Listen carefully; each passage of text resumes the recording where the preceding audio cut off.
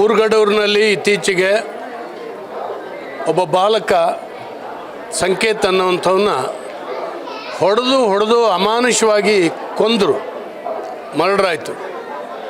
ಇದ್ರ ಬಗ್ಗೆ ಸಾಕಷ್ಟು ಗಲಾಟೆ ಆಯಿತು. ನಾವುಗಳೆಲ್ಲ ಅವ್ರ ಮನೆಗೆ ಹೋಗಿ ಬಂದ್ವಿ, ಎಲ್ಲ ಆಯಿತು.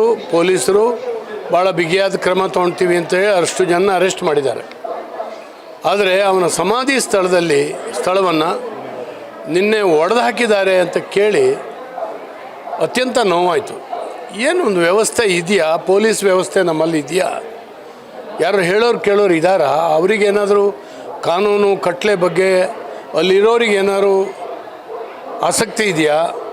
ಯಾತಕ್ಕಾಗಿ ಹೀಗಾಗ್ತಾಯಿದೆ ಶಿವಮೊಗ್ಗ?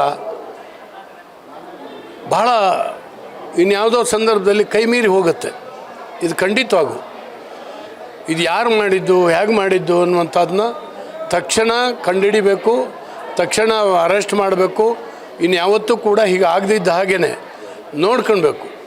ಯಾಕಂದರೆ ಇದು ಆ ಬಾಲಕನ ಸಮಾಧಿ ಅಂತ ಹೇಳಿದ್ರೆ ಭಾಳ ಜನರ ಭಾವನೆಗಳು ಅದರ ಮೇಲಿದೆ. ಅದರಿಂದ ಅದಕ್ಕೆ ಏನೇ ಚ್ಯುತಿ ಆದರೂ ಕೂಡ ಎಲ್ಲರ ಮನಸ್ಸಿಗೆ ಕಸಿವಿಸಿ ಆಗ್ತದೆ.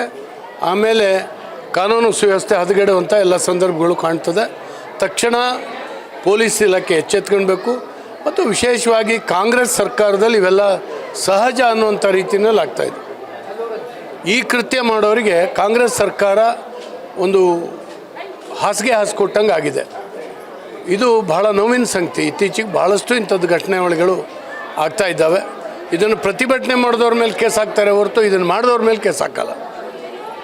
ಇದು ಇವತ್ತು ಇಂಥ ಪ್ರಕರಣವನ್ನು ಮಾಡೋರಿಗೆ ಒಂದು ದೊಡ್ಡ ಶಕ್ತಿ ಕೊಟ್ಟಿದೆ ಅಂತ ನಾನು ಭಾವಿಸ್ತೇನೆ.